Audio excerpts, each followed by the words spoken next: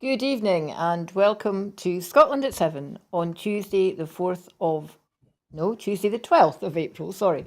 My name is Maggie Lennon and I'm joined tonight down the line by SNP MP for Western Bartonshire, Martin Docherty-Hughes. Hello Martin, how are you? I'm good, Maggie. How's yourself? I'm very, very well. We're going to start with the big news story, the biggest domestic news story today. Can you guess what it is? Yes, it's that Boris Johnson and Rishi Sunak have been fined for breaking lockdown laws. They're both to receive fixed penalty notices for breaking COVID laws after a police investigation into Downing Street parties during lockdown, leading to a call for both of them to resign. In an unprecedented development, the Prime Minister and his Chancellor were both set to be fined for breaking their own emergency laws brought in to protect the country during the pandemic. They are believed to be the first Prime Minister and Chancellor to have broken the law while in office. Carrie Johnson, the Prime Minister's wife, is also set to receive a fixed penalty notice, her spokesperson confirmed. First Minister Nicola Sturgeon said that Boris Johnson must resign. Ms Sturgeon said he broke the law and repeatedly lied to Parliament about it. The basic values of integrity and decency, essential to the proper working of any parliamentary democracy, demand that he go, and he should take his out-of-touch Chancellor with him. Labour leader Keir Starmer also called on Johnson and Sunak to resign. He said there are questions over whether Johnson misled Parliament as he told MPs in the Commons that all COVID rules were followed. SNP Westminster leader Ian Blackford MP said that Boris Johnson and Rishi Sunak must go. Mr Blackford said the Prime Minister repeatedly misled Parliament, lied to the public and at times even simply laughed it off, taking the public for fools. The Prime Minister and Chancellor's positions are untenable. They have insulted the millions of people who faithfully followed the rules that they set, even when that meant the heartache of not being present for births, marriages or the deaths of loved ones. There simply cannot be one rule for the Tories and another for the rest of us. Except, Martin, I suspect there can be. So, you were saying before we came on air that the only person who can recall Parliament is the Prime Minister. He's not a turkey and it's not Christmas, so that's not going to happen, is it? No, certainly can't imagine the Prime Minister recalling Parliament anytime soon to discuss either his or the Chancellor's being found guilty by the police for breaking the law while in office. I just don't see it happening. The strange thing, though, is, Maggie, that I'm led to believe by sources that I'm aware in the Conservative Party that it was the government's intention to recall Parliament to discuss the possible use of illegal weapons in Ukraine by the Russian Federation. And of course, that is no longer happening because the Prime Minister and the Chancellor are getting in the way. Okay. So, of all the things that he's been accused of, what do you think is the most serious? Is it that he broke the law by going to a party? Is it that he misled Parliament? Or is it that he lied to the public? They all sound the same to me. It's called lying. He lied to Parliament. He lied to the rest of us as citizens of the state. Being, if anything, even economical with the truth, I think would be not the appropriate term. So I think lying is probably the best word we can use. But in terms of the seriousness, in terms of his role as Prime Minister, does one or other not become more important? Isn't misleading and lying to Parliament technically the thing that should force him to resign or be removed, rather than lying to the public? Because you could argue that politicians lie to the public all the time. Ministerial code is very clear that if you mislead Parliament, it's a resigning offence. So he won't. And I think the problem is that the ministerial code is, of course, voluntary and set up by ministers. Yeah, exactly. So there needs to be some kind of independent oversight of that, and there isn't that. The first thing I did when I heard this had happened was I went to check Douglas Ross's Twitter feed, and strangely enough, he's staying remarkably quiet. Now, if you remember, he went to the 22 committee and the 1922 committee and put in his request that Johnson go. He was backed by all the MSPs, all the Tory MSPs in Scotland. Then he withdrew it when the Ukraine war started. And he's back on this, harping on to this thing that you can't remove a sitting Prime Minister when there's a war going on. But obviously the UK isn't at war with anyone, despite as horrific as the Ukraine conflict is.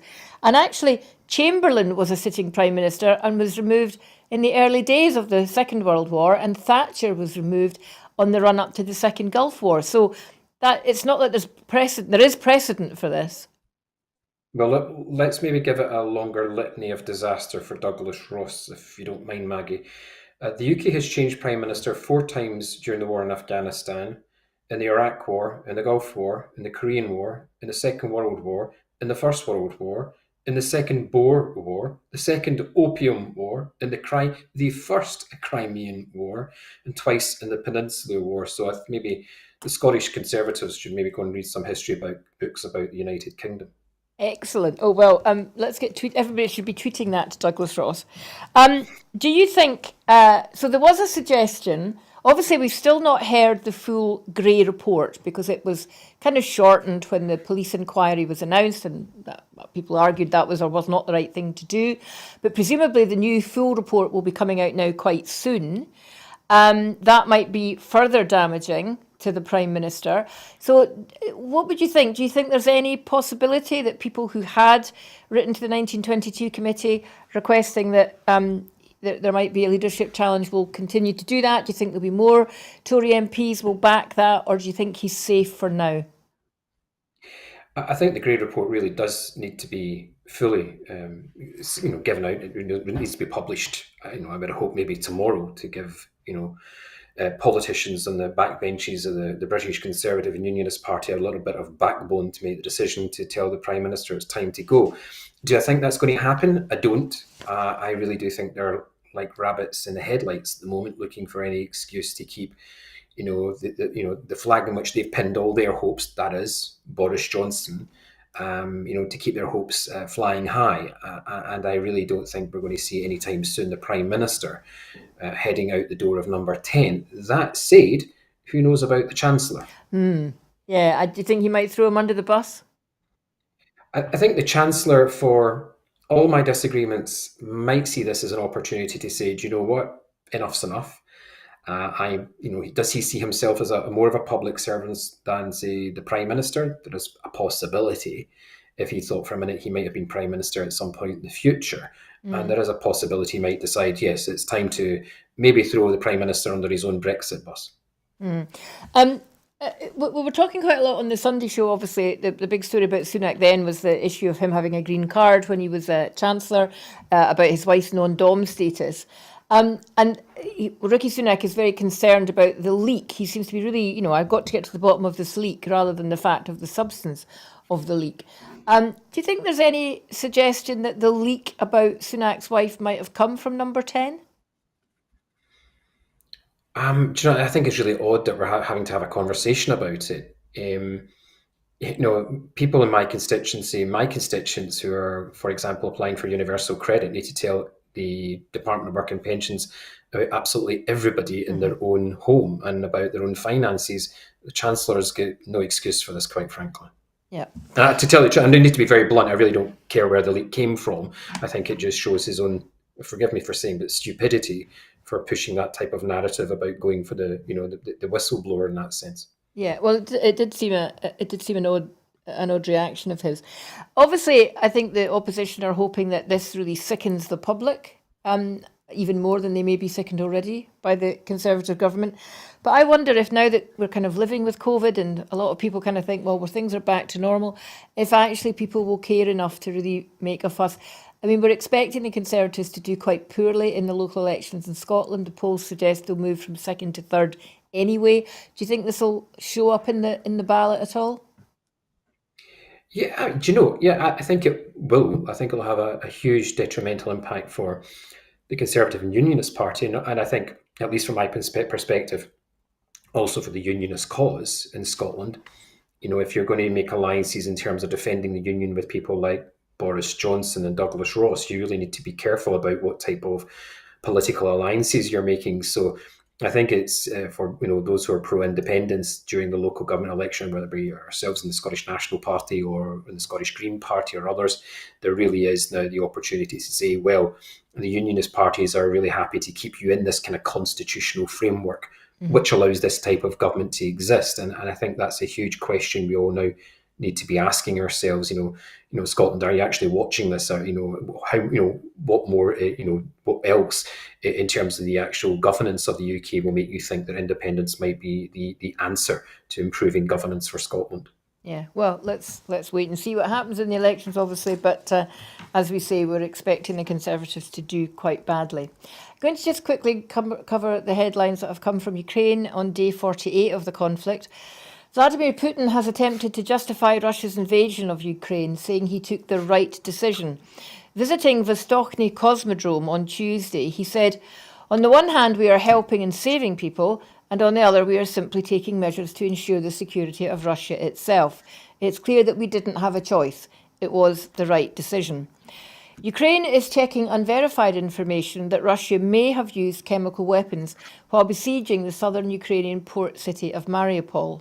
Ukraine's Deputy Defence Minister, Hanna Maliar, has said the local council in Mariupol wrote on the Telegram messaging service that it had not yet been possible to examine the area where the unknown substance was allegedly used because of enemy fire.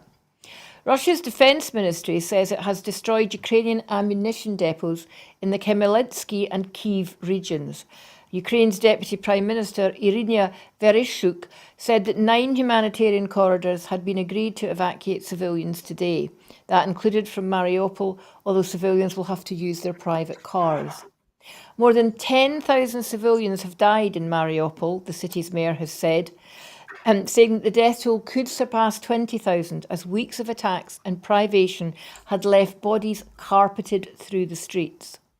More than 6,000 alleged war crimes committed by Russian troops in Ukraine are under investigation, Ukraine's prosecutor's office has said. Nearly 2/3 of all Ukrainian children have fled their homes in the 6 weeks since Russia's invasion. And the telecom equipment maker Nokia has pulled out of the Russian market. Martin, some of these figures are unbelievable. 10,000 definitely dead in Mariupol, possibly 20,000. 2/3 of Ukrainian children have left the country. It really beggars belief. It's an extraordinary state of affairs. As Europeans, we should be, if we're not shocked by this, then I wonder what, why we wouldn't be. I think in the last couple of days, though, I think I need to say that President Zelensky has made the right decision to say that they will await verification of the use of chemical weapons in Mariupol. I think he's made the right decision in terms of waiting for that verification, because you really don't want to play into Vladimir Putin's playbook, without robust evidence. And I think he's done and it's made the right decision on that. And I was even hearing over the last couple of hours that some of the instances or the figures of deaths in the first couple of weeks of the illegal invasion of Ukraine is actually proportionally higher than some of the war in Syria. Mm-hmm. So I think it really does make us think about Vladimir Putin's intent, his original intent, and what he's now having to deal with, given the fact that his armed forces were clearly not fit for the purpose that he had hoped for. Of course, the problem is Russia has a lot of people who live it has a big resource in the army. It will throw people at this, even if it just is cannon fodder. It's what they did during the Second World War. It didn't seem to matter how many Russians were sacrificed to the defence of Russia. There just seemed to be wave and wave after. And that's what Ukraine doesn't have. It doesn't have that same infinite resource.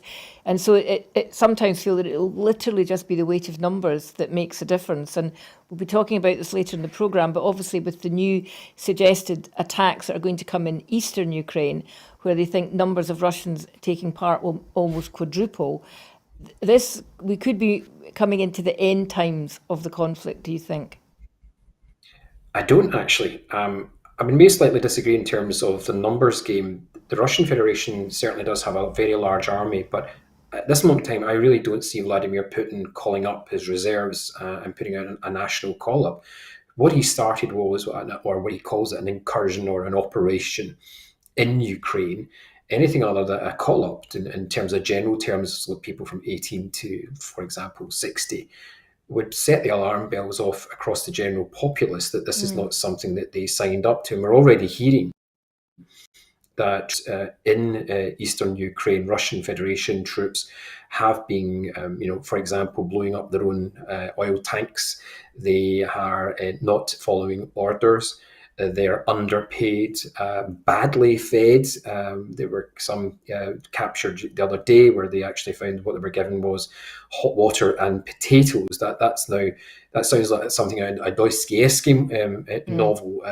Nothing like a modern functioning armed forces. So if anything, I think we need to be cautious about the numbers game. I would send alarm bells off in the general population of the Russian Federation. Quite frankly, I don't think Vladimir's in a good position if that were to happen at home. I suppose it would make his assertion that it was just a special operation more difficult to justify or to defend. Indeed, yeah. Russia is receiving munitions and military hardware sourced from Iraq for its war effort in Ukraine, with the help of Iranian weapons smuggling networks, according to members of Iranian-backed Iraqi militias and regional intelligence services with knowledge of the process. RPGs and anti-tank missiles, as well as Brazilian-designed rocket launcher systems, have been dispatched to Russia from Iraq as Moscow's campaign has faltered in the last month, The Guardian has learned. An Iranian-made Bavar 373 missile system, similar to the Russian S-300, has also been donated to Moscow by the authorities in Tehran, who also returned an S-300 according to a source who helped organise the transport. Using the weapons trafficking underworld would signal a dramatic shift in Russian strategy as Moscow is forced to lean on Iran, its military ally in Syria, following new sanctions triggered by the invasion of Ukraine. The developments have also huge implications for the direction and volume of trade in the international weapons trafficking business. Iraq has hosted US and Western troops since the 2003 overthrow of Saddam Hussein, and the US has trained and supplied various Iraqi army and special forces units to defend the Baghdad government against insurgencies. After 2 decades of war, the country is awash with weaponry. Much of it has passed legally into the hands of Iran-backed Shia militias, which are opposed to the US presence in the country, but since 2016 have been officially incorporated into the Iraqi armed forces as part of the fight against Islamic State. So this is a bit of a worrying development. Obviously, Russia are struggling to get weapons from often their usual sources, but is this a sign that Russia are getting desperate, or is this a sort of horribly untapped source of weaponry that they could be dipping into for long enough? Yeah, I think a couple of things. It really does show desperation that the once mighty army of the Soviet Union, now the Russian Federation, is having to dip into the theocracy of Iran if it's looking for missiles. I think that maybe goes back to my point about we shouldn't get ahead of ourselves in terms of the Russians pushing ahead in eastern Ukraine, and also again it's a kind of unholy alliance between the theocracy of Iran and also Vladimir and his vision of imperial Russia. I think maybe the Iranian government would probably get far more out of this in terms of publicity. Their kind of place in their part of the world than Vladimir Putin will be getting out of it. Quite frankly, he'll be getting some really bad weaponry and probably being ridiculed by some of his allies. I think the Chinese, the communist China, would be certainly concerned about any engagement between the Russian Federation and the Islamic Republic of Iran. They certainly have concerns about the role of Iran in radicalization, as they see it in their own in the Chinese communist China. And so, I think we read two things. First of all, the Russian Federation really needs to be desperate to be asking Tehran for arms, and also that maybe the Iranians would get far more out of it than Vladimir ever could. Okay, well, we've been talking about this possible Russian offensive in eastern Ukraine. Whether it's happening or not, civilians have been fleeing eastern Ukraine in advance of this widely forecast attack. And Russia's forces closed in on the ruins of the southern city of Mariupol as Vladimir Putin insisted Moscow's invasion would achieve its aims. Today, Ukrainian forces were preparing for a new Russian offensive in the east of the country, with the governor of Luhansk, Serhiy Gaida, urging residents to evacuate as soon as possible using the agreed humanitarian corridors. Russian troops also continued to pound the Azovstal industrial district of Mariupol, where Ukrainian Marines were making a last stand in the defence of the strategic port, which has been largely reduced to rubble after 6 weeks of heavy bombardment. Russia is believed to be trying to seize Mariupol to connect occupied Crimea with the self-proclaimed republics in Donetsk and Luhansk in the eastern Donbass region, but Kyiv insisted its defence of the city was continuing. The Deputy Defence Minister, Hanna Maliar, said Kyiv was checking unconfirmed information that Russia may have used chemical weapons in the siege of Mariupol, whose mayor has said more than 10,000 civilians have died. There is a theory that these could be phosphorus munitions. Official information will come later, Maliar said. Russia's defence minister did not respond to requests for comment, but the Moscow-based militias denied using chemical weapons. Mariupol City Council said the area where the poisonous substance had allegedly been used could not be examined because of enemy fire, adding that Ukrainian soldiers who had come into contact with it were being observed for possible symptoms. The Ukrainian President Volodymyr Zelensky said overnight that Russia could resort to chemical weapons, and both the US and the UK said they were trying to verify the reports. Well, we know that they've obviously got history in chemical weapons with Syria, and there have been suggestions that there have been chemical weapons used elsewhere or threatened to be used. So do you think there's how realistic do you think there's a possibility of that? It's certainly realistic, I would say, Maggie, that Vladimir Putin would consider using chemical weapons, given their use in Syria, the murder of innocent civilians by them. I think, though, that the president of Ukraine, Vladimir Zelensky, has been correct to say that we need to wait for full verification. In the fog of war, especially the fog of a social media war as well, you do not want to, as I was saying earlier, play into Vladimir Putin's playbook and allow them to say, well, how would you know? And, we really need to let the authorities do their job on the ground. Of course, that will be far more difficult in Mariupol. It's certainly be difficult for a couple of reasons. First of all, the amount of fighting that's going on there at the moment. And also that entrenched fighting is there because the Russian Federation-led invasion of Ukraine started back in 2014. So those Russian Federation forces have now been in that part of the world since about 2014. They're far more entrenched, and it will be slightly more difficult to counter that attack. So I think we need to be very cautious about how we see the next couple of days and weeks. But it's not to say that Mariupol will fall. I mean, there is always hope. And that the Ukrainian forces are showing that they are fighting fit, able and capable. It's whether or not the Western Ukrainian forces can now come to Mariupol's rescue. I mean, when you see the pictures of Mariupol, it's amazing that it hasn't actually succumbed already. And it really is. It feels like the kind of intense hand-to-hand fighting almost that we saw happen in Russia during the Second World War. And we know that there is something within the Russian or Ukrainian psyche that it will defend to the very end in a way that might not happen in other parts of Europe. But the tragedy for the civilians involved in that is just absolutely horrific. Obviously, when this whole conflict began, the suggestion was what Putin is saying is it's because he wants to make sure those eastern regions that have a very large proportion of ethnic Russians living in it belong to Russia. But I mean, if he goes ahead with this this renewed activity, there's going to be nothing left of the eastern region of Ukraine for him to win over. I mean, it just seems ridiculous, cutting off his nose to spite his face almost. I don't think he cares. I mean, he's using this as an expansion to. I think there's a couple of reasons. There's more to it. First of all, Ukraine is the kind of the breadbasket of the Western Hemisphere. It sells wheat across most of the planet, especially through places like Odessa. It also has huge mineral wealth in eastern Ukraine, and Vladimir Putin is very conscious that he wants to ensure that the Russian Federation has access to these resources. And if you look historically back, for example, to Catherine the Great, when she was building what became the Russian Empire, she saw the exact same opportunity. When you saw political shrinkage in the Lithuanian, Polish kingdoms, and she would march in using Ukraine to take over Odessa and also Mariupol to be those kind of the breadbasket of the world. It's in the history of the Russian Federation. They've done it before and they're doing it again. And it's not just about the idea of ethnic Russians in Ukraine. Those ethnic Russians call themselves Ukrainian. They do not call themselves Russian. No. Of course, they're ethnically Russian, but they speak Russian, but they have Ukrainian passports. They live in Ukraine, and they're quite happy living in the country in which they're born. So he's using this really as a smokescreen to access wheat. He's using as a smokescreen to access all of these resources, for example, lithium.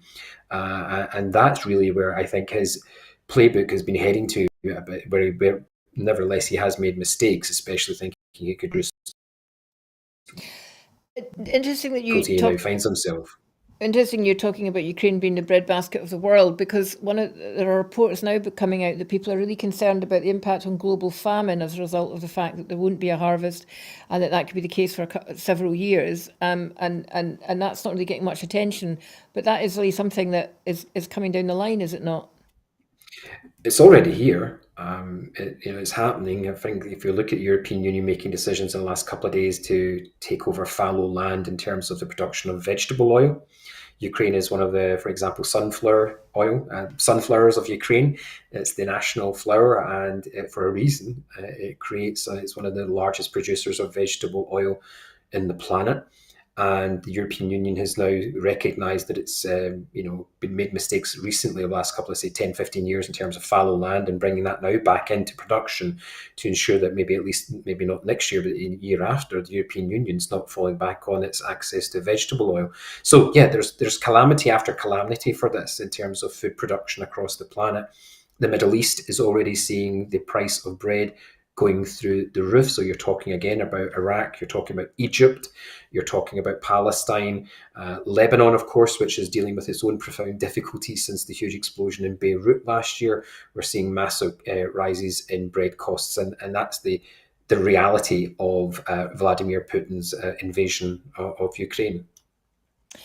Well, back to the UK now for the next story. And a new report estimates 70,000 people in Scotland, including 30,000 children, would be lifted out of poverty by 2024 if UK government welfare reforms introduced since 2015 were reversed.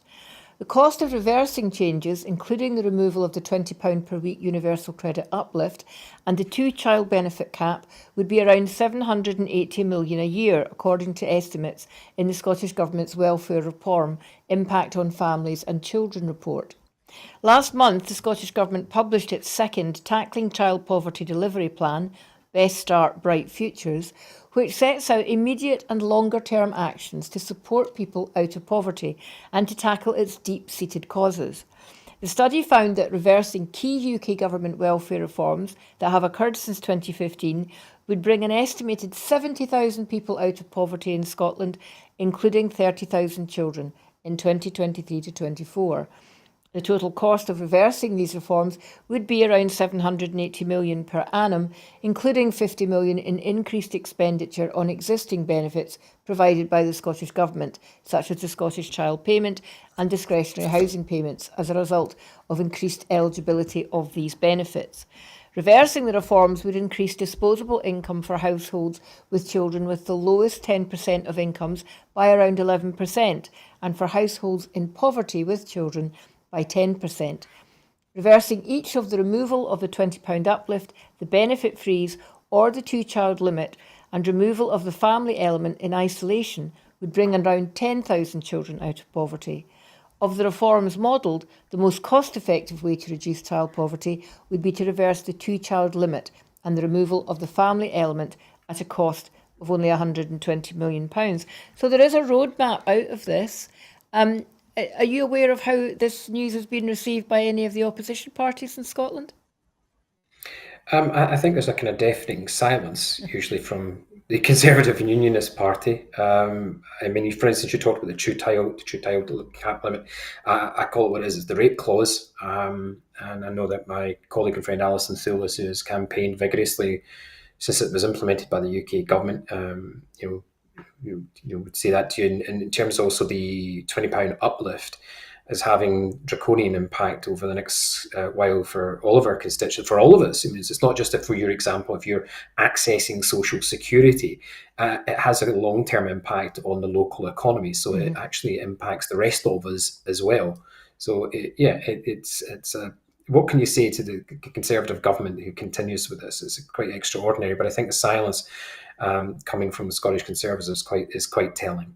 Yeah, but not just the Yeah, Scottish Conservatives. I mean, you think this is the kind of thing that other opposition parties would get behind and say, yeah, that's the way forward, do it. But we're not hearing any support from this from Labour, I don't think. Keir Starmer's been in and, Glasgow today. He's not been saying anything about this. yeah, very little, if anything. Yes. Yeah. Yeah, but mind you, I didn't even know Keir Starmer was in Glasgow, so I think maybe that sums that up, to tell you the truth. Well, sticking with Keir Starmer, today the SNP challenged Labour leader Keir Starmer to step up where his Scottish branch manager Anas Sarwar has failed by supporting further devolution that would put the power to impose a windfall tax in Scottish hands and not to be left with the do-nothing Tories.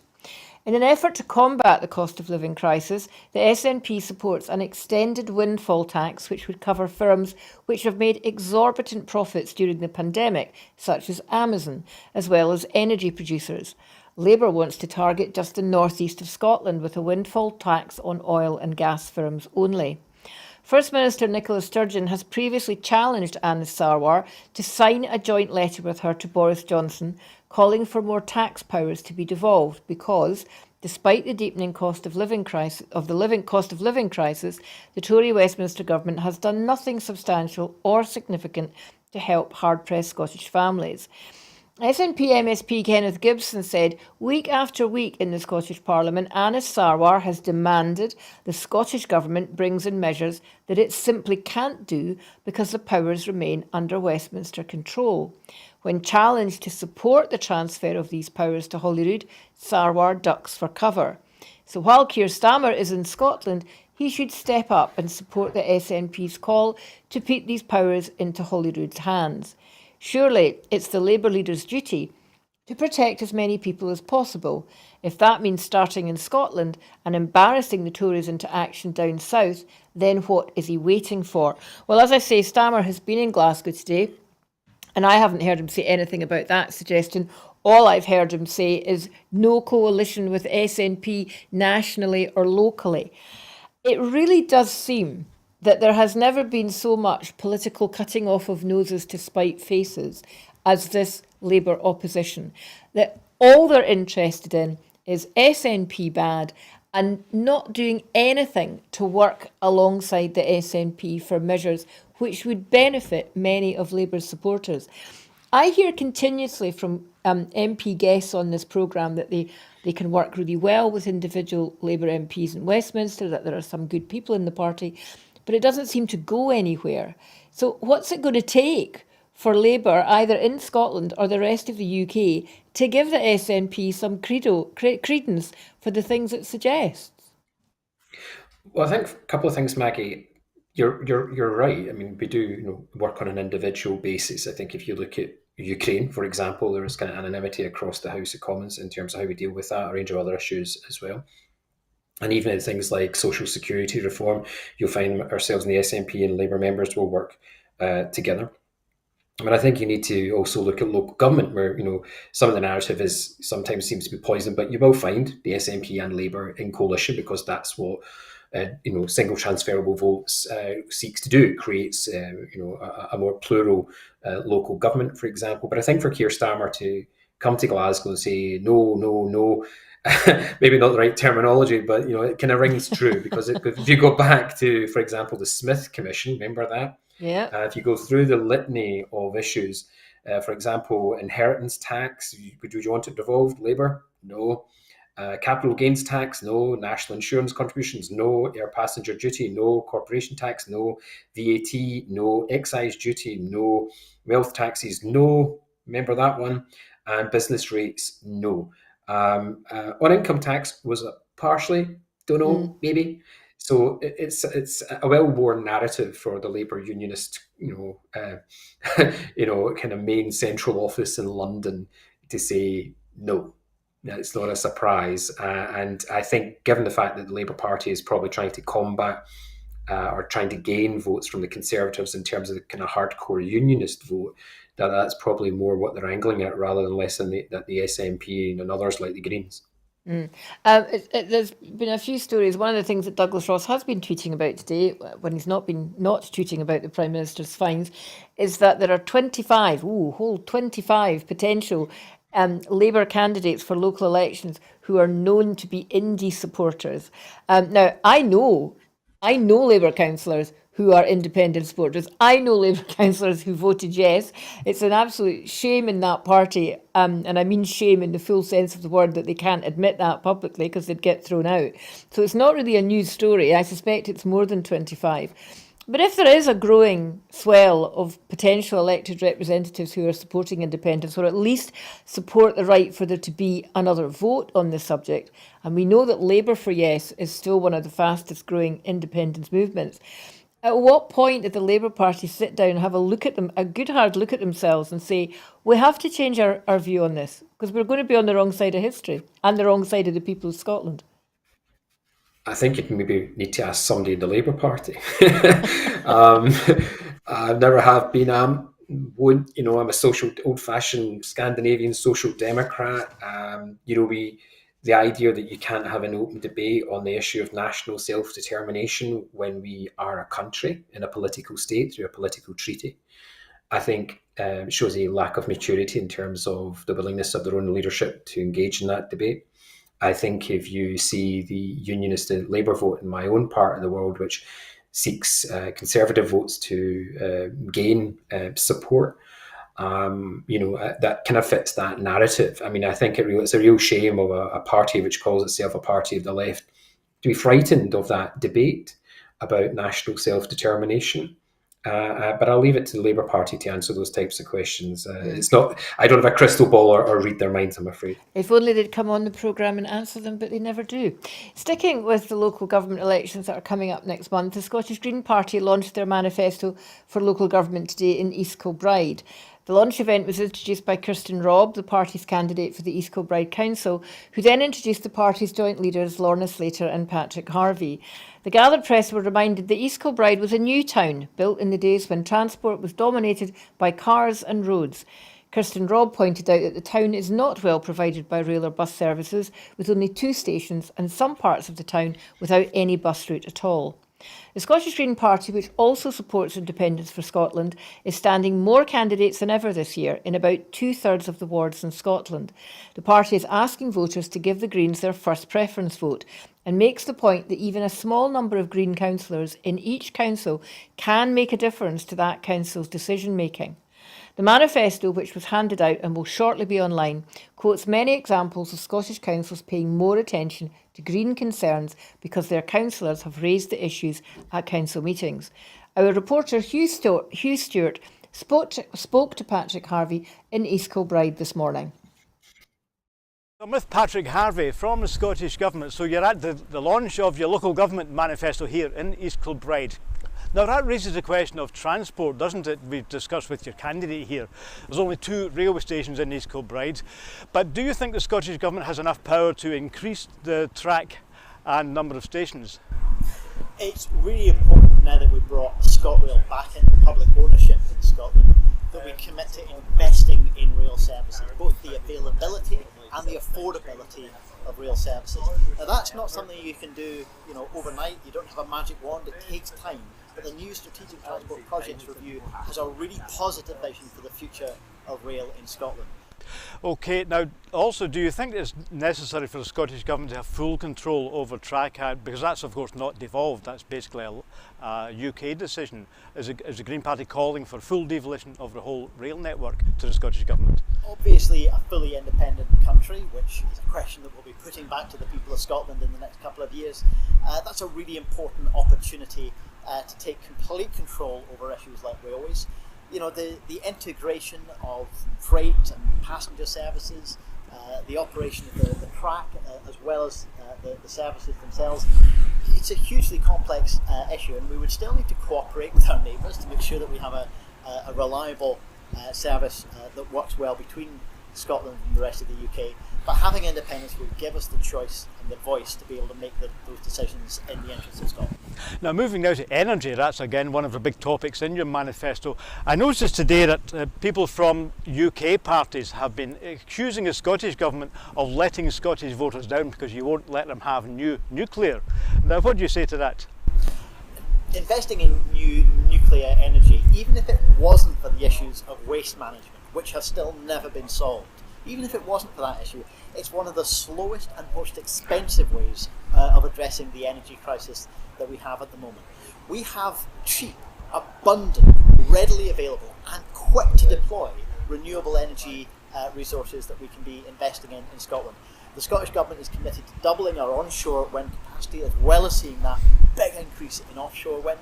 We also need to be reducing our energy waste, our energy consumption. Very often, we're paying these ridiculous bills for energy that's going out through our windows and doors and our roofs and our walls. And the Scottish Government, unlike the UK, is investing seriously in insulating Scotland, making sure that we're energy efficient as well as generating our energy renewably. Okay, Patrick Harvey from the Scottish Government and the Scottish Green Party, thanks for speaking to me this morning. Thank you. Martin, it's encouraging, isn't it, that the Greens are putting up so many candidates. I wonder if they're hoping that they get a really positive bounce by the fact that they are now in government in Scotland and that's raised their profile and people might think it's a chance to give them more of a say. I mean, there are some local authorities where there are no Green councillors at the moment. Are you concerned at all, though, that might split a pro-independence vote in any local authority?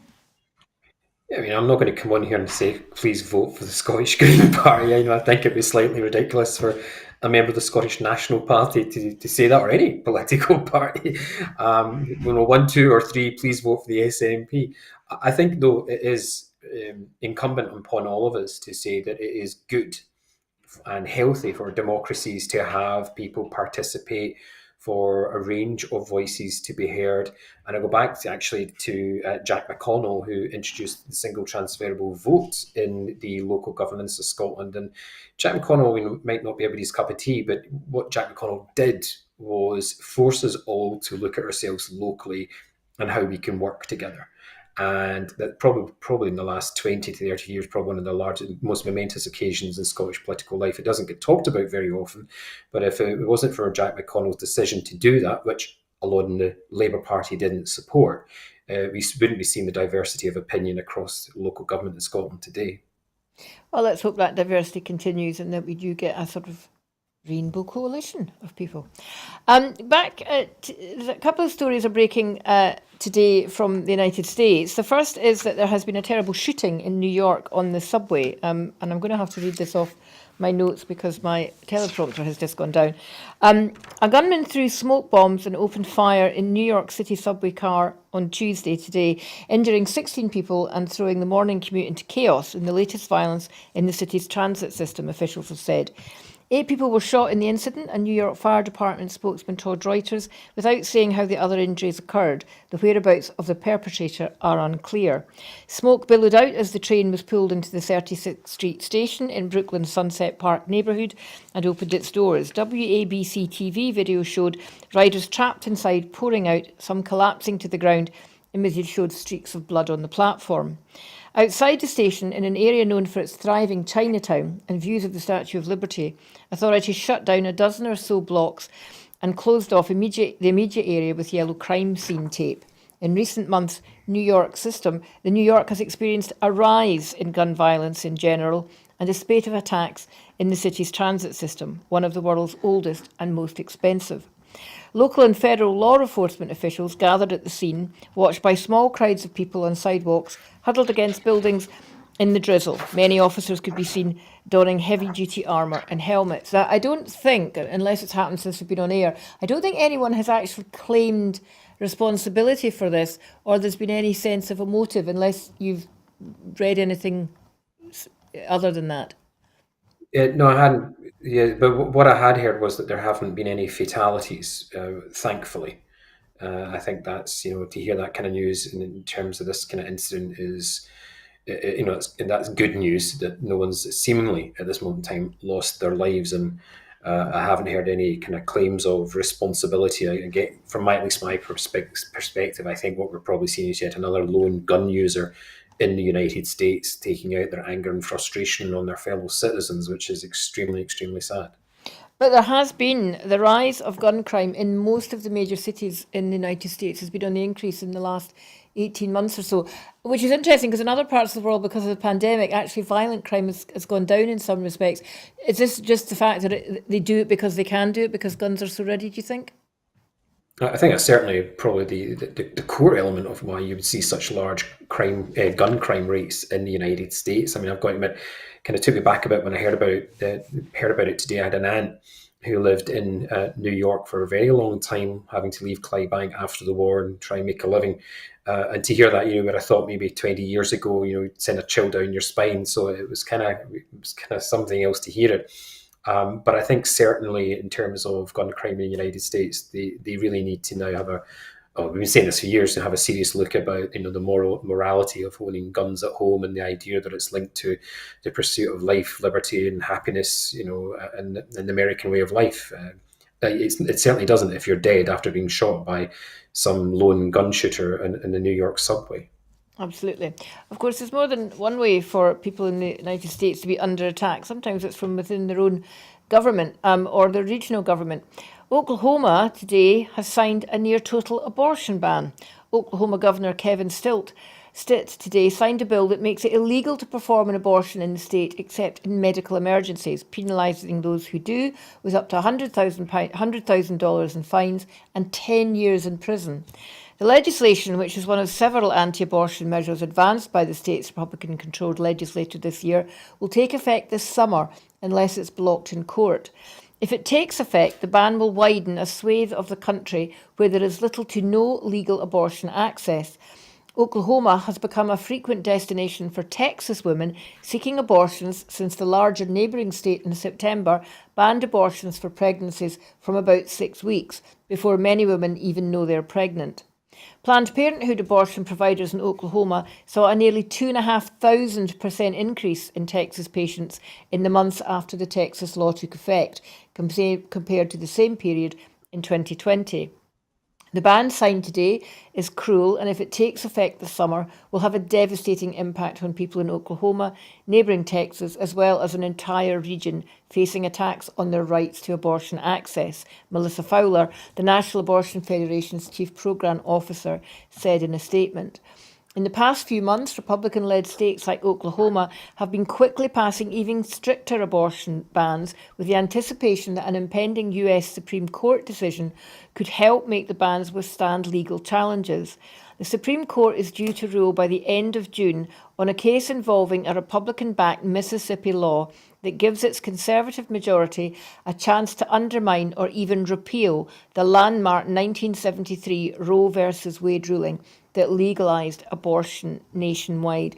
This is nothing more than an attack on women, Martin. Would you agree? Totally. I think reducing the reproductive rights of women to such a degree, really should concern all of us. I don't think, in a sense, I know that abortion can be a very difficult discussion for a lot of people. But if you are looking to reduce the number of abortions that take place, I really don't think you do it by implementing a law like this. What you certainly do is you empower women to make decisions about their own bodies. You try and reduce, through that, you reduce the amount of backstreet abortions and therefore the deaths of women, which we know is a part of the process here, which will happen in the state. You seek to reduce the power of men over what women do with their bodies. You empower women through, especially young women, through education. You empower young women through the economy. You ensure that young men are held responsible for their misogynistic actions. For example, with abortion sought through because a woman has been raped. You often hear in these types of narratives, it's the woman's fault. I'd really beggars belief in the 21st century that the United States finds itself in this type of situation, that rather than empowering women to make decisions about their bodies, about their own person, that they seek to reduce women to backstreet abortions and making decisions that they do not want to take for their own health and well-being, and also the health and well-being of the long-term health and well-being of their community. Yeah, and because the numbers of women who are representing people either at Senate or Congress level or women in the legislature, there just isn't the support there to really take a stand against this. But if Roe versus Wade falls, that will be a dark day indeed. The newly fully accessible station at Reston on the East Coast Main Line in Berwickshire is a £20 million investment by the Scottish Government to improve access to rail services in the Scottish borders. It will allow connectivity options to local public transport services, active travel provision and 70 park and ride parking spaces, including over 20 electrical vehicle charging stations. Construction on the two-platform station commenced early in 2021, and despite the challenges of a complex construction project in a global pandemic, the station has made excellent progress and is nearing completion. On opening, Reston Station will be served by cross-border operators including Trans-Pennine Express and LNER services. The eagerly anticipated new station will deliver a step change in terms of public transport accessibility for East Berwickshire communities. It will transform connectivity to Scotland's railway, bringing it within closer reach of the principal economic centres of Edinburgh and Newcastle. The station opening will also mark the reversal of the closure of the previous Reston station 58 years earlier in 1964 as part of the Beeching closures.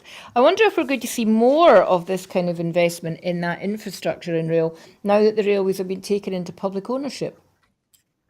I hope so. I think it's a really interesting station to be opening in terms of Reston the Borders area, having spoken to English constituency MPs over the last wee while. They're always keen to see extension of railways as they're happening in Scotland, because they often say, if you guys go independent, we'll have a powerhouse to the north and we can access your markets with a better infrastructure. So it's a bit strange it might sound, but that's what they actually say to you. And I think, I'm led to believe now that it's going to be 7 services a day through this station, which is great for that part of the world. I mean, it's slightly different if you're in the West and you're using the old Strathclyde network, which is highly connected. Mm-hmm. But again, given that Beecham cut, the borders off nearly 60 years ago, this is a great step in the right direction, and one can only hope, forbear for the future in an independent Scotland where we're reconnecting communities through green transport. And in the way in which they should never have ended, which should never have happened in the first place. I mean, if you're an MP for West Dunbartonshire or Dunbartonshire back in the day, you used to be able to get the train from Balloch to Stirling direct, and all that sort of stuff. So I certainly could advocate for that at some point in the future. I'm meeting ScotRail myself this week to discuss their investment and the Network Rail investment in my own constituency. But yeah, I think it's a great step forward for the borders, and the investment for the Scottish Government is fantastic. Yeah, and given that it's an area in the country where the SNP are not particularly popular, it won't do any harm to their popularity. Yeah, I mean, and that's not, the reason for this investment. I think it was very clear that, the borders needed it probably more than most. And, I think the government making a clear decision, not based on whose constituency is where, unlike the Levelling Up Fund sometimes, the government made a clear decision that this investment was required, not just for the borders, but for the kind of southeast of the entire country, Edinburgh, the Lothians, etc. It's a great investment. And finally, thousands of children from deprived areas will benefit from the free outdoor play activities aimed at improving their health and well-being. Last year, more than 5,500 youngsters took part in organised sessions through the Outdoor Community Play Fund. This year, funding has increased to 550,000. So more children, young people and their families can benefit. The fund will also support 4 pilot projects providing outdoor play opportunities for children with additional support needs. Children's Minister Claire Haughey said, all children have a right to play, and there is strong evidence that playing outside can benefit children and young people's health and well-being. I must admit, when I first saw the story, Martin, I thought, well, when we were kids, we just went out and played. So I'm not quite sure why there is the need for this fund, although it's all very welcome. But I think you've been doing some interesting things to support the options that young people have in your constituency. Yeah, certainly the local authority, an SNP-led local authority, I have to say, having spoken to the leader a number of years ago about what they call the Icelandic model, what Western Berkshire Council has been doing recently in conjunction with others and partners and funders, is to try and pilot something similar to the Icelandic model. So if you're in Iceland and you're 0 to 25, a child to a young person, you get supported and financed to be active, whether that's sports, whether it's the arts, whether it's literature, you are supported. So if you want to go rock climbing, but you're from Reykjavik, you'll be bussed up to somewhere to do it. Or if you want to go do pottery, but you're in the way of the north of Iceland, you'll be supported to do that. And it's a model which has, the evidence is very clear, is having a profound impact on the lives not only of the young people of Iceland, but also of their communities, because the parents and carers are asked now to be out in the community, at night time, so young people see them out and about. It's creating new bonds of friendship, new notions of community, which might have been lost. And if I'll stand to be corrected, the reduction in alcohol and drug use was about 40% over a 10-year period. So it's having real ramifications, positive ramifications for the Icelandic nation as it goes forward. It's a really interesting project. No, I'm not right in thinking that it comes with certain conditions in Iceland that there's maybe not quite as much personal freedom. Yeah, I think that might be slightly difficult in other parts of the world, notably even here in Scotland. And Iceland, they certainly do have a different element to it. For example, if you're, I believe, under 11, there is a curfew of 10 o'clock, and if you're under 16, there's a curfew of midnight. I think that would probably be a bit difficult in other countries. But I think what Iceland has achieved through other elements of it has been profound, and it's given young people and for the future their nation opportunities which would not have arisen, especially that reduction in alcohol and drug use. That's quite profound. Yeah, and alcohol has been a huge problem. Despite the fact it's very expensive in Iceland, it has been a huge problem. And it's not the first time that we've been looking to Nordic states and countries for some good ideas, and it's really encouraging to see that you've picked this up in Eastern Bartonshire. So it won't be a case of saying mum's gone to Iceland. Western Bartonshire. I'm sorry. The real Dunbartonshire. I was just checking that you were actually still awake there, Martin. So it won't be so much a case of mum's gone to Iceland, but mum should go to Western Bartonshire. That's all we have time for tonight. Mum or dad, that's fine. Yeah. That's all we have time for tonight. Thank you, Martin, for joining me, and especially for wearing those stunning glasses, which I've been envious of the whole way through the show. This is going to be my last show for Broadcasting Scotland for the foreseeable future. New work commitments, which are going to take me all over Scotland in the next 12 months, and one or two exciting new adventures means that I'm taking a step back. I've been with the station for about 3 years, and I've been a regular presenter for the last 18 months. It's not always been without its challenges. From the few technical hitches we've had since we've not had people in the studio, to a quite recent programme where one guest, who was rather too fond of the sound of his own voice, and we weren't, decided to switch off his camera and end the conversation abruptly. But it just leaves me to say and to wish my colleagues here on the station all the best for the future, and to remind you at home that if you believe in independent broadcasting and you think there's a place for it, please continue to keep watching Broadcasting Scotland and continue to make a financial donation that helps keep the station on the road. I may be back, of course, occasionally as an odd presenter, a very odd presenter, and I may even be a guest. After all, never say never. Thank you and good evening.